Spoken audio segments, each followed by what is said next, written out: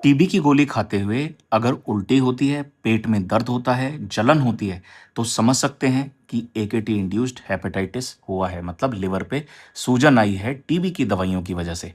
तो हमें आगे क्या करना है? टीबी की दवाई बंद करनी है, चालू रखनी है या कौन-सा रेजिमेन देना है और आगे क्या फ़ॉलो-अप रहेगा? तो आज इस वीडियो में हम यही देखेंगे। इस वीडियो को आप सेव कर सकते हैं, शेयर कर सकते हैं। हो सकता है कि इस वीडियो का लिंक आगे आपको ना मिले। तो जो टीबी की दवाई दी जाती हैं, उसमें 4 ड्रग्स रहते हैं। आइसोनियाज़िड, रिफेम्पिसिन, पायराज़िनामाइड और इथम्बिटोल। इथम्बिटोल हेपेटाइटिस नहीं करता। तो मोस्ट इम्पोर्टेंट 3 ड्रग्स होते हैं आइसोनियाज़िड, रिफेम्पिसिन और पायराज़िनामाइड। तो कैसे हम डिसाइड करेंगे? सबसे पहला आपको सिम्पटम्स के बेसिस पे डिसाइड करना है। दूसरा एलएफटी के बेसिस पे डिसाइड करना है, मतलब लिवर फंक्शन टेस्ट। तो सिम्पटम्स में मैंने आपको बताया, अगर वॉमिटिंग है, एब्डोमिनल पेन है, तो ये 2 प्रीडोमिनेंट सिम्पटम होते हैं। एलएफटी में 3 चीज़ें ध्यान रखिए, टोटल बिलिरुबिन, ओटीपीटी मतलब एसजीओटी और एसजीपीटी। तो टोटल बिलिरुबिन अगर नॉर्मल से थोड़ा भी बढ़ता है, तो आपको एकेटी होल्ड करनी है। अब आते हैं ओटीपीटी का क्राइटेरिया। इसमें 2 क्राइटेरिया बहुत इंपॉर्टेंट होते हैं, मोर देन 3 टाइम्स, मतलब अगर ओटीपीटी 3 टाइम से ज़्यादा बढ़े हुए हैं, या मोर देन 5 टाइम्स। तो मोर देन 5 टाइम्स में ज़रूरी नहीं है कि सिम्पटम्स प्रेजेंट हों, मतलब अगर सिम्पटम भी नहीं है but LFT more than 5 times हो चुका है, तब भी आपको एकेटी होल्ड करनी है। तो इसमें सिम्पटम्स एब्सेंट होते हैं, प्रेजेंट भी हो सकते हैं, बट क्राइटेरिया क्या है? मोर देन 5 टाइम्स, सिम्पटम्स के बेसिस पे नहीं रहता। मोर देन 3 टाइम्स है लेकिन सिम्पटम्स प्रेजेंट है, तब भी आपको एकेटी होल्ड करनी है। तो ये क्राइटेरिया आपको ज़रूर ध्यान रखना है। इसके बाद सबसे इंपॉर्टेंट चीज़ें क्या होती हैं, किस तरीके से हमें ड्रग्स को मैनेज करना है, वो मैं आपको बताता हूँ।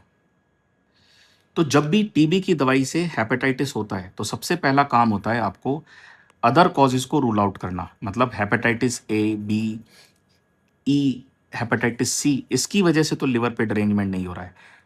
दूसरा, आपको एचआईवी ज़रूर कराना है, अल्ट्रासाउंड ज़रूर कराना है, लिवर में हेपेटाइटिस के अदर कॉजेज़ को रूल आउट करने के लिए।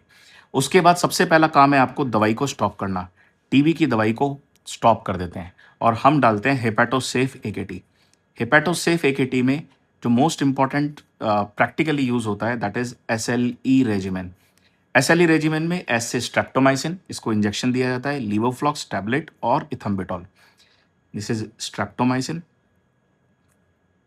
लीवोफ्लॉक्स और ई से इथम्बिटोल। तो ये ड्रग हम स्टार्ट करते हैं और जैसे ही पेशेंट के सिम्पटम्स डिसअपियर होते हैं, एलएफटी में इंप्रूवमेंट आना स्टार्ट होता है, तब हम इसके बाद रीइंट्रोड्यूस करते हैं एकेटी को। तो रीइंट्रोडक्शन का मतलब है कि आपको आइसोनियाज़िड रीइंट्रोड्यूस करना है, रिफेम्पिसिन रीइंट्रोड्यूस करना है, पायराज़िनामाइड रीइंट्रोड्यूस करना है। तो सबसे पहले प्रैक्टिकली जो किया जाता है, दैट इज़ आइसोनियाज़िड। तो आइसोनियाज़िड को रीइंट्रोड्यूस करने के लिए इसके कई सारे प्रैक्टिकल एस्पेक्ट रहते हैं। जो मोस्ट कॉमनली यूज़ किया जाता है, दैट इज़ आइसोनियाज़िड का आपको 1/3 डोज़ डालना है। तो नॉर्मली इसकी हम 300 डोज़ देते हैं, 300, रिफेम्पिसिन 450 और पायराज़िनामाइड 1250। तो हमें यूजुअली जो आइसोनियाज़िड है उसको 1/3 डोज़ में स्टार्ट करना है। मतलब आपको आइसोनियाज़िड को 100 से शुरू करना पड़ेगा। तो आइसोनियाज़िड को सबसे पहले आपको 1/3 डोज़ से स्टार्ट करना पड़ेगा, दैट इज़ 100। और जैसे ही पेशेंट टॉलरेट करता है, फिर आपको एलएफटी करानी है आफ्टर 3 डेज़, फिर आपको 200 करना है और फिर आपको 300 करना है। तो हर 3rd डे पे आपको एलएफटी रिपीट करना है। जैसे ही पेशेंट 300 मिलीग्राम ऑफ आइसोनियाज़िड को टॉलरेट करता है, तब उसके बाद हम आ जाते हैं रिफेम्पिसिन पर। सेम रिफेम्पिसिन पे भी हम यही करेंगे, हम इसको 150 से स्टार्ट करेंगे, फिर 300 और फिर 450। पायराज़िनामाइड हाफ डोज इसकी हाफ दी जाती है, मतलब 1250 इसकी डोज आपको हाफ देनी है और उसके बाद अगर टॉलरेट करता है तो फिर हम फुल डोज पर आ जाते हैं। तो इस तरीके से हम रीइंट्रोडक्शन करते हैं एकेटी का। तो जैसे-जैसे डोज़ेज़ डलती चली जाती हैं, चाहे आइसोनियाज़िड, रिफेम्पिसिन, पायराज़िनामाइड, पेशेंट टॉलरेट करता चला जाता है, वैसे-वैसे हम स्ट्रेप्टोमाइसिन और लीवोफ्लॉक्स बंद कर देते हैं और चारों जो फर्स्ट लाइन एकेटी पर हम वापस आ जाते हैं। This is called reintroduction of the normal एकेटी। Suppose करिए आइसोनियाजिड टैबलेट के बाद वापस एलएफटी डिरेंज हो रहा है, मतलब साफ है कि कल्प्रिट हमारा आइसोनियाजिड है। तो इस तरीके से हम लोग कल्प्रिट को ढूंढते हैं। सो आई थिंक आपको ये वीडियो पसंद आई होगी।